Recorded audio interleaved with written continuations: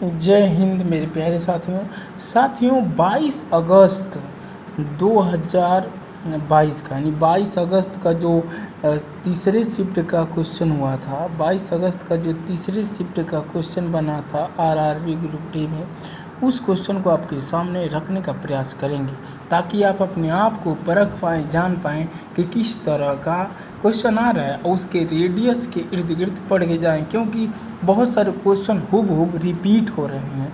देखिए, हाल ही में कौन सा कोकबोरोक दिवस मनाया गया? मतलब हाल ही में कौन सा कोकबोरोक दिवस मनाया गया? 44वां कोकबोरोक दिवस मनाया गया। आप देखिए कहाँ पर? त्रिपुरा में। कोकबोरोक दिवस त्रिपुरा में मनाया गया। त्रिपुरा, क्योंकि इसे त्रिपुरा भाषा दिवस के रूप में मनाया जाता है, क्योंकि त्रिपुरा का ये क्या है, ये राष्ट्रीय भाषा है कोकबोरोक, तो इसीलिए इसे त्रिपुरा का भाषा दिवस के रूप में मनाया गया है। ठीक है, अब आगे आते हैं। स्टैचू ऑफ यूनिटी, भाई साहब कतई एकदम बहुत स्मार्ट क्वेश्चन आया। स्टैचू ऑफ यूनिटी की लंबाई कितनी है, यानी ऊंचाई कितनी है? लंबाई नहीं, ऊंचाई कितनी? तो 182 मीटर ऊंचा है भाई साहब। और ये कहाँ है? तो गुजरात में है ये। नर्मदा नदी के तट पर साधु बेट द्वीप पर क्या है? साधु बेट द्वीप पर स्टैचू ऑफ यूनिटी है। सरदार वल्लभ भाई पटेल की मूर्ति है। दुनिया की सबसे ऊंची मूर्ति यही है। साधु बेट द्वीप पर गुजरात में स्थित है, नर्मदा नदी के किनारे है। अच्छा, अब मिजोरम का पहला ओडीएफ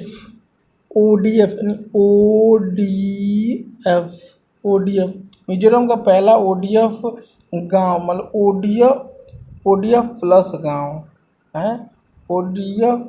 ओडीएफ प्लस गांव कौन था? मौबुआ क्या है वहाँ का प्रथम ओडीएफ गांव है। अच्छा, आप आते हैं थोड़ा नीचे, इसका डिटेल देख लेते हैं क्या होता है ओडीएफ। देखिए, ओडीएफ क्या होता है? नहीं, देखिए ओडीएफ के बारे में थोड़ा जानकारी ले लेते हैं। आधिकारिक आंकड़ों के अनुसार 116 घरों के 649 लोगों की आबादी वाला मौबुआ गांव मिजोरम राज्य के पहले, मिजोरम राज्य के पहले ओडीएफ प्लस गांव के रूप में सामने आया है। तो मिजोरम कारनामा कर दिया है, पहला गांव ओडीएफ में आया है मिजोरम का। तो मिजोरम का पहला ओडीएफ प्लस गांव कौन है? तो मौबुआंग। अच्छा, जीवन जीने का अधिकार संविधान के किस अनुच्छेद में है? तो जीवन जीने का अधिकार संविधान के मौलिक अधिकार है, और मौलिक अधिकार के अनुच्छेद कितने में आता है? ये अनुच्छेद 21 में आता है। जानते हैं कि 12 से लेकर के 35 तक क्या है हमारा? मौलिक अधिकार है। और मौलिक अधिकार कहाँ से लिए गए हैं? अमेरिका से लिए गए हैं। इनको पूरा स्टडी मौलिक अधिकार से करके आना। किसी न किसी शिफ्ट में मौलिक अधिकार से क्वेश्चन पूछ लिए जा रहे हैं। और देखिए, इसका रेडियस है क्वेश्चन का, जहाँ से पूछ रहा उसी रेडियस के इर्द गिर्द से क्वेश्चन बना रहा है। अब अनुच्छेद 21 पूछ लिया ना मौलिक अधिकार से, तब एक रेडियस मान लो, मौलिक अधिकार के रेडियस से क्वेश्चन जरूर टपकेगा। देख लेना, आने वाले शिफ्ट में टपकेगा, क्योंकि ऐसे क्वेश्चन हुबहू रिपीट भी हो रहे हैं। और अभी देखिए ग्रामीण पंचायत से रिलेटेड जो क्वेश्चन आ रहा है, वो उसके रेडियस से इर्द गिर्द के बहुत सारे क्वेश्चन आ रहे हैं। अब आते हैं अभी देखिए भारतीय संविधान का, इसका डिटेल देखिए। भारतीय संविधान के अनुच्छेद 21, भारतीय संविधान का अनुच्छेद 21 कहता है कि किसी व्यक्ति, यानी जानना जरूरी है, किसी भी व्यक्ति को विधि द्वारा स्थापित प्रक्रिया के आंतरिक, मतलब स्थापित प्रक्रिया के अतिरिक्त उसके जीवन और जीवन और व्यक्तिगत स्वतंत्रता के अधिकार से वंचित नहीं किया जा सकता। ये कौन कहता है? ये आर्टिकल, मौलिक अधिकार में जो आर्टिकल 21 है ये कहता है, ठीक ना। अच्छा, मौलिक अधिकार संविधान के किस भाग में? लो, मौलिक अधिकार किस भाग में है? तो भाग 3 में है भाई साहब। मौलिक अधिकार अमेरिका से लिया गया है। भारत के किस शहर में पैरा बैडमिंटन अकादमी स्थित है? भाई साहब ये तो भारत के किस शहर में ये पहला पैरा बैडमिंटन अकादमी है जो लेटेस्ट सुविधाओं से लैस है? ये लखनऊ है। यानी उन्नत उपकरणों सुविधाओं के साथ भारत का पहला अत्याधुनिक पैरा बैडमिंटन अकादमी लखनऊ में स्थित है। एकदम याद रखिए, ये फिर रिपीट होगा क्वेश्चन, मैं बोल रहा हूँ फिर रिपीट होगा, क्योंकि इसका रेडियस यही कर रहा है, क्वेश्चन का रेडियस यही बता रहा है। अच्छा, चौरी चौरा कांड कब हुआ था? भाई साहब कांड में कांड हो गया। चौरी चौरा कांड बहुत खतरनाक हुआ था कांड, क्योंकि 22 सिपाही और दो थानेदार जलाकर राख कर दिए गए। क्योंकि सिपाहियों ने क्या किया था, कुछ आंदोलनकारियों को पकड़ के उन पर जेल में रखा था हैं बेवजह। उसके बाद उग्र वो आंदोलनकारियों ने भव्य विकराल रूप लेते हुए थाने को जला दिया, जिसमें 22 सिपाही एक थानेदार जल के खाक स्वाहा हो गया। हाँ, ये कब हुआ था? तो ये हुआ था 4 फरवरी 2022। अब यहाँ देखना क्या है, अभी जो अमृत महोत्सव में जो मनाया गया, यहाँ जो कार्यक्रम हुआ था शहीद मतलब ये चौरी चौरा में, वो तो अब एनसीईआरटी पढ़ेंगे तो 5 फरवरी देता है, 5 फरवरी। लेकिन ये 4 फरवरी अभी अपडेट कर लीजिए, 4 फरवरी, क्योंकि जितना ये जो इस समय इंडिया की सरकार जहाँ जा रही है प्रमोट 4 फरवरी को ही कर रही है। अब देख रहे हैं हर जगह साइट पे भी यही अपलोड 4 फरवरी हो रहा है। अब 4 फरवरी 1922 को चौरी चौरा कांड होता है, लेकिन एनसीईआरटी में 5 फरवरी दिया है। आप कहेंगे यार बताओ, अगर 4 मतलब 5 दिया रहे तो क्या मारेंगे? 4 नहीं दिया रहे।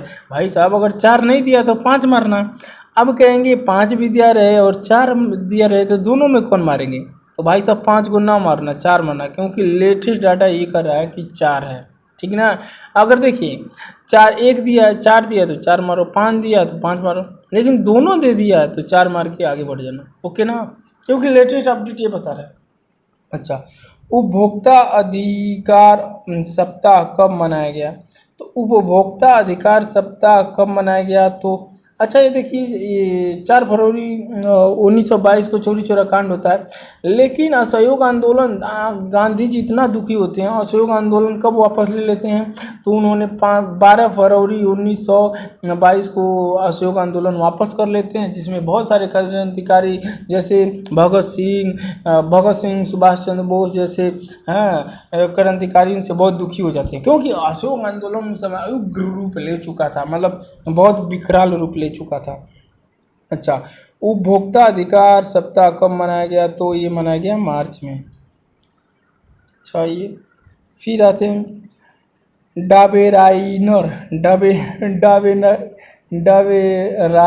का त्रिक नियम क्या है? भाई साहब ये डाबेराइनर पीरियाडिक टेबल की कल्पना करने वाला पहला जर्मन साइंटिस्ट, यानी जर्मन आलोचक, जर्मन साइंटिस्ट डाबेराइनर थे, जर्मनी के थे। इन्होंने त्रिक नियम दिया था, यानी ऐसे ऐसे तत्वों को खोजा जिसका परमाणु द्रव्यमान क्या हो, 3 हो, उनके समूह में रखने का प्रयास किया गया था। तो इनका इन्हीं मतलब कह सकते हैं पहली सोच इन्हीं का है, तत्वों को अरेंज करने का। इनके क्या फॉलो नहीं करता, इनमें से क्या फॉलो नहीं करता, ऐसे क्वेश्चन दिए थे। अब उसका देखिए क्या, वो तो ऑप्शन के अनुसार जाते हैं जी, इसमें इस तरह क्वेश्चन पूछा था तो ऑप्शन देता तो क्या नहीं फॉलो करता, वो हमारे थे, क्योंकि ऑप्शन है नहीं, लेकिन इनका हमने पूरा रूल ले लिया है जी। डाबेराइनर का त्रिक नियम होता क्या, इसको जान लो, बाकी अपने आप क्वेश्चन रहेगा उसे डिटरमाइन कर लोगे। आवर्त सारणी के इतिहास में जर्मन वैज्ञानिक डाबेराइनर ने 1817 यानी डाबेराइनर ने 1817 में 3 तत्वों का त्रिक नियम बनाया, जिन्हें परमाणु द्रव्यमान के अवरोही क्रम में रखने पर बीच वाले तत्व का परमाणु द्रव्यमान अन्य 2 तत्वों के परमाणु द्रव्यमान का लगभग औसत होता है।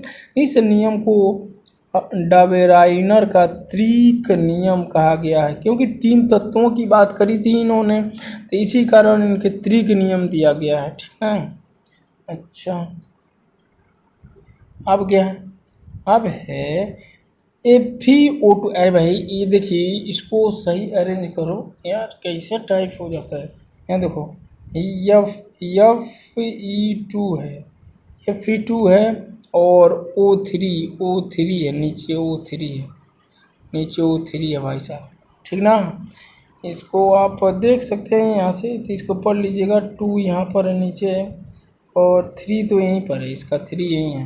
तो ये क्या, Fe2O3 है, O3 यहाँ भी होगा और फिर 3CO है, कार्बन मोनोऑक्साइड हो जाएगा। तो एक आ रहा है Fe2Fe और 3CO2 हो गया। तो किसका रिडक्शन हो रहा है, इसमें किसका रिडक्शन हो रहा है? तो जानते हैं आप, चायक और ऑक्सीकरण को पढ़े होंगे आप NCERT में।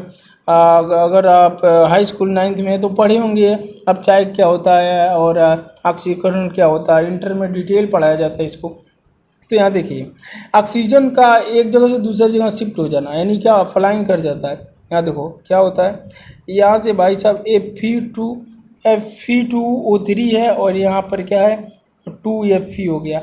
ये क्या, इसका अपचयन हो रहा है। यही क्या हो रहा है, अपचयन का मतलब होता है रिडक्शन इंग्लिश शब्द है, तो इसी का रिडक्शन हो रहा है, यानी Fe2O3 और 2Fe का रिडक्शन हो रहा है, यानी अपचयन हो रहा है। अब कैसे अपचयन हो रहा है, देखिए यहाँ से क्या हो रहा है, ऑक्सीजन क्या हो रहा है, फ्लाइंग कर रहा है, यानी यहाँ से ऑक्सीजन क्या हो रहा है, यहाँ से ऑक्सीजन उड़ करके इसमें आ रहा है, फ्लाइंग करके इसमें आ जा रहा है। ठीक ना, तो ये क्या हो रहा है, इसका रिडक्शन हो रहा है।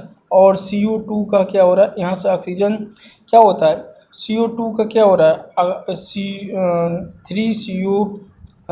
3CO2 में क्या, इसका इसमें हो गया क्या, ऑक्सीकरण हो रहा है, इसका इसमें क्या हो गया, इसका अपचयन हो रहा है, रिडक्शन यही हो रहा है। ठीक है। अच्छा, 20 मार्च 2022 को भारत का मुख्य न्यायाधीश कौन थे? NV रमन्ना। 20 मार्च 2022 तक भारत के मुख्य न्यायाधीश NV रमन्ना थे। NV रमन्ना भाई साहब, कई बार रिपीट हो चुका है क्वेश्चन, NV रमन्ना। हम जानते हैं तीसरा बार है, चौथा बार रिपीट हुआ है NV रमन्ना। अच्छा, लिविंग रूट ब्रिज किसे कहा जाता है? लिविंग रूट ब्रिज किसे कहा जाएगा? हाँ, तो किस राज्य में, किसे नहीं कहा जाएगा, सॉरी, लिविंग रूट ब्रिज किस राज्य में है? तो यह है मेघालय में। लिविंग रूट ब्रिज किस राज्य में है? तो मेघालय में है। पानीपत का प्रथम युद्ध कहाँ हुआ था, बताओ। हाँ, पानीपत का प्रथम युद्ध जानते हैं कि इब्राहिम लोदी और बाबर के बीच में हरियाणा में घमासान युद्ध होता है, जिसमें बाबर जीत हासिल कर लेता है और दिल्ली सल्तनत का पर अधिकार कर लेता है। अच्छा देखो, इसका डिटेल भी है, यहाँ देखो, सन 1526 में काबुल के तैमूर शासक, यानी काबुल में एक तैमूर शासक था, तो काबुल शासक जहरुद्दीन मोहम्मद बाबर, इसका इतना नाम था भाई, बाबर का पूरा नाम पूछ लेगा तो जहरुद्दीन मोहम्मद बाबर था, जहर भला था इसमें। पहली बार तुगलमा पद्धति का आविष्कार किया था, तोपों का प्रयोग किया था, बारूद का प्रयोग किया था जहरुद्दीन मोहम्मद बाबर ने। की सेना दिल्ली सल्तनत के इब्राहिम लोदी की एक ज़्यादा बड़ी सेना को परास्त करते, यानी इब्राहिम लोदी की सेना बहुत बड़ी थी, लेकिन अपने दिमाग के बल पर तुगलमा पद्धति अपनाया और क्या किया इन्होंने बारूद का इस्तेमाल किया, तोप का इस्तेमाल किया और इब्राहिम लोदी की बड़ी सेना को हरा दिया। अब इस युद्ध का परिणाम क्या हुआ, देखिए, युद्ध 21 अप्रैल को पानीपत नामक छोटे गांव के निकट लड़ा गया था, जो वर्तमान में हरियाणा राज्य में स्थित है। अच्छा, अब सागा दावा महोत्सव किस राज्य में मनाया गया? सागा दावा महोत्सव मिजोरम में मनाया गया। कहाँ मनाया गया? मिजोरम में सागा दावा महोत्सव मनाया गया। देखिए कहीं न कहीं त्यौहार से एक क्वेश्चन तो फिक्स मान लीजिए, त्यौहार से एक क्वेश्चन आ रहा है, हर शिफ्ट में आ रहा है। मैं देख रहा हूँ हर शिफ्ट में त्यौहार से एक क्वेश्चन आ रहा है और सेवन सिस्टर से ही अक्सर करके पूछ रहा है। हालांकि साउथ इंडिया से भी पूछ रहा है, लेकिन अक्सर करके सेवन सिस्टर से ही पूछ रहा है। भारतीय संविधान का कौन सा अनुच्छेद भारत की विदेश नीति से संबंधित है? भाई साहब अनुच्छेद 51। ये मौलिक कर्तव्य इसी में है जो रसिया से लिया गया है, इसके अंतर्गत ही आता है। तो अनुच्छेद 51 विदेश नीति से संबंधित है, याद रखिएगा। अब देखिए इसके रेडियस से क्वेश्चन आएगा। पद्म भूषण पुरस्कार, ये तो भाई साहब कतई बहुत इंपॉर्टेंट क्वेश्चन है। पद्म भूषण पुरस्कार से संबंधित प्रश्न आए थे, और कैसे प्रश्न आए थे? यहाँ से कोई क्वेश्चन पूछ लेगा तो आइए जो पद्म भूषण से संबंधित क्वेश्चन जो जिससे बन सकते हैं वो चीज़ आपके लिए लाया हूँ मैं। देखो देखिए नई दिल्ली में क्या हुआ? 25 जनवरी को राष्ट्रपति रामनाथ कोविंद, उस समय राष्ट्रपति कौन थे? इस समय द्रौपदी मुर्मू हो गई हैं, लेकिन 25 जनवरी को रामनाथ कोविंद राष्ट्रपति थे। इसने क्या किया? 73वें गणतंत्र दिवस के अवसर पर पूर्व संध्या पर 188 पद्म पुरस्कार प्रदान करने को मंजूरी दी। भूषण, पद्म विभूषण, पद्म भूषण और पद्म श्री पुरस्कारों से सम्मानित किए गए। कितने? अब देखिए कौन कौन लोग सम्मानित किए गए। पहला आता है 4 लोगों को क्या दिया गया? पद्म विभूषण दिया गया। ये एकदम इम्पॉर्टेंट है, 4 लोगों को आपकी जबान पर नाम याद होना चाहिए। कोई ना कोई आपके एग्जाम में यहीं से क्वेश्चन टपकेगा, हर एक शिफ्ट में टपकेगा, देखना। क्योंकि अब रेडियस दे दिया ना, इसी रेडियस के इर्द गिर्द घुमाएगा आपको। देखिए प्रभा अन्य किसको दिया गया? प्रभा अन्य को पद्म विभूषण दिया गया। कला के क्षेत्र में 21 राज्य से थे, तो महाराष्ट्र से थे। अच्छा दूसरे कौन थे उनको दिया गया? तो भाई राधेश्याम खेमका थे, उनको मरणोपरांत दिया गया। भाई साहब मर गए, मरणोपरांत दिया गया। किसमें? साहित्य के क्षेत्र में दिया गया। किस प्रदेश से बिलोंग है? तो यूपी से बिलोंग हैं। यूपी वालों ध्यान रखना, यूपी पुलिस जो तैयारी करते हैं वो भी ध्यान रखें, क्योंकि उनके एग्जाम में सीधा टपक सकता है, क्योंकि पद्म विभूषण पाए हैं और मरणोपरांत पाए हैं राधेश्याम खेमका। अच्छा अब आते हैं, ये भी बहुत इंपॉर्टेंट क्वेश्चन है। तीसरा नंबर देखेंगे, जनरल बिपिन रावत साहब हमारे देश के आन बान शान रहे हैं। प्रथम CDS जनरल बिपिन रावत, ये मरणोपरांत पाए हैं। जानते हैं हेलीकॉप्टर क्रैश में दुर्घटनाग्रस्त हो गया था, उसमें इन्होंने अपने प्राणों को मतलब गंवा दिया था, यानी भारत माँ का एक वीर सपूत शहीद हो गए। तो सिविल सेवा उत्तराखंड से इन्होंने क्या करी थी? ये उत्तराखंड के रहने वाले थे। मरणोपरांत दिया गया था सिविल सेवा के क्षेत्र में। अच्छा कल्याण सिंह मरणोपरांत लोक कार्य उत्तर प्रदेश, यानी लोक कार्य के लिए दिया गया, और उत्तर प्रदेश से बिलोंग करते हैं कल्याण सिंह, इनको मरणोपरांत दिया गया। लखनऊ में इनका निधन हुआ था। यहाँ पर जानते हैं NDA सरकार जो है उनको भी इसमें सम्मिलित हुए थे लोग। अच्छा पद्म विभूषण 17 लोगों को दिया गया, याद रखिए। पद्म विभूषण तो 4 लोगों को दिया गया, पद्म भूषण 17 लोगों को दिया गया। तो 17 लोगों में जो इम्पोर्टेंट है उन लोगों को लाया हूँ। 17वें नंबर पे है साइरस पूनावाला, ये व्यापार और उद्योग से संबंधित हैं। साइरस पूनावाला को कौन नहीं जानता? ये व्यापार और उद्योग से संबंधित है, ये महाराष्ट्र से बिलोंग करते हैं। अच्छा अब आइए, अब है संजय राजा राम। इससे क्वेश्चन देखिए अगले से भी ये रिपीटेड क्वेश्चन है। देखिए कहीं ना पद्म विभूषण से इसी रेडियस से क्वेश्चन आएंगे, और ये क्वेश्चन आया हुआ था अगले शिफ्ट में। संजय राजा राम मरणोपरांत विज्ञान और इंजीनियरिंग के क्षेत्र में दिया गया। ये मैक्सिको में इनका निधन हुआ था, और ये भारत के काशी के रहने वाले थे, यानी बनारस के रहने वाले थे। अच्छा अब पद्मश्री 17 लोगों को दिया गया। इसमें इम्पोर्टेंट क्या पूछ सकता है आपको, नीरज चोपड़ा खेल के लिए दिया गया। जानते जवलिन थ्रो में टोक्यो ओलंपिक जो हुआ था उसमें इन्होंने गोल्ड मेडल भारत के लिए लाए थे, इकलौते ऐसे भारतीय हैं जो टोक्यो ओलंपिक में गोल्ड मेडल लाए थे इन्होंने। टोक्यो ओलंपिक में भारत ने 1 गोल्ड, 2 सिल्वर और 4 रजत पदक के साथ कुल 7 पदक जीता था टोक्यो ओलंपिक में भारत ने। ठीक है, कुल कितने जीते थे, 7 पदक जीते थे भारत ने। तो नीरज चोपड़ा समझ गए। और दूसरे कौन से दिए गए हैं, सोनू निगम कला महाराष्ट्र। सोनू निगम वही गाने वाला है, सोनू निगम को कौन ना देता, सोनू निगम गाने वाला है और एक कला के क्षेत्र का है और महाराष्ट्र से बिलोंग करता है। अच्छा, अब आते हैं, अब कौन सा है, विभवांतर का मात्रक क्या होता था। विभवांतर का मात्रक वोल्टेज होगा। विभवांतर का फार्मूला क्या होगा, तो भाई Q/R हो जाएगा। अब कहेंगे Q क्या है, तो Q कूलाम्ब है और R क्या है, R जो है दूरी को रिप्रेजेंट करता है, जो इलेक्ट्रॉन प्रवाहित होते हैं उनके बीच की दूरी क्या है, यही दूरी पर R दूरी को रिपोर्ट करता है। तो इसका बोल्ट होता है विभवांतर का फार्मूला। विभवांतर का मात्रक क्या हो जाएगा, बोल्ट हो जाएगा। अच्छा, अब क्या है, ये चलता नहीं है ना पेन कभी कभी।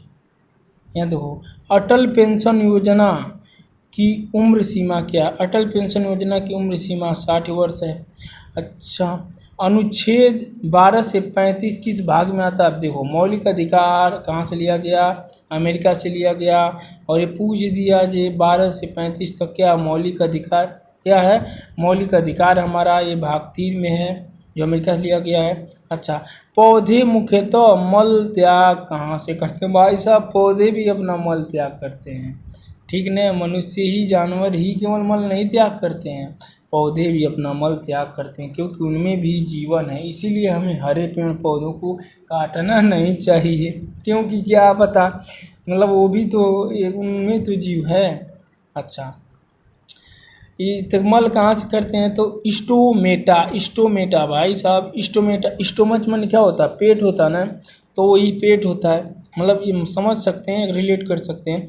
स्टोमेटा यानी कहाँ से मल त्याग करते हैं, स्टोमेटा, ठीक ना। प्रिज्म से श्वेत प्रकिरणों को गुजारने पर कौन से रंग का तरंग दैर्घ्य सबसे ज़्यादा होगा। भाई साहब बहुत इंपॉर्टेंट फेवरेट क्वेश्चन आया। देखो, एक प्रिज्म है, एक मान लो एक प्रिज्म है, प्रिज्म तो सही बन जा, प्रिज्म है। यहाँ से जब ऐसे गुजरती है ना प्रकाश, तो यहाँ से 7 लाइनों में बिखर जाती है, तो सबसे ऊपर जो आता है वो रेड आता है, सबसे ऊपर रेड आता है, यानी ये दिखाता है इसकी तरंग दैर्घ्य ज़्यादा है। तरंग दैर्घ्य वही वाली भाई, ऊपर नीचे है, तो इसका देखिए ऐसे जंप करके आ जाती है। लेकिन सबसे कम है तो बैगनी के सबसे कम है, उसकी तरंग दैर्घ्य ऐसे है, वो आएगा है ना, तो इसके ऐसे चलती है, तो आएगा तो ऐसे आएगा, तो सबसे नीचे यही आता है, बैगनी आता है, ठीक ना। सबसे नीचे कौन आता है, बैगनी आता है। क्योंकि इसका फ्लो ऐसे होता है, क्योंकि इसकी क्या तरंग दैर्घ्य कम होती है लेकिन इसकी आवृत्ति बहुत ज़्यादा होती है, तो ये ऐसे आती है एकदम ऐसे, तो नीचे झुक जाती है। और रेड का तरंग दैर्घ्य ज़्यादा होता है, इसे ऐसे आता है, ठीक ना। तो देखते रेड लाइटों पर रेड लाइट लगाई जाती है, क्योंकि ट्रैफिक को सिग्नल देखने में आसानी होती है, तो इसीलिए रेड लाइट जितने बनते हैं तो रेड लाइट पर लाल बत्तियां लगाई जाती हैं, क्योंकि उसकी तरंग दैर्घ्य ज़्यादा है। तो समझ गए, इसको लाल होता है, बता ही दिया मैंने, लाल होता है।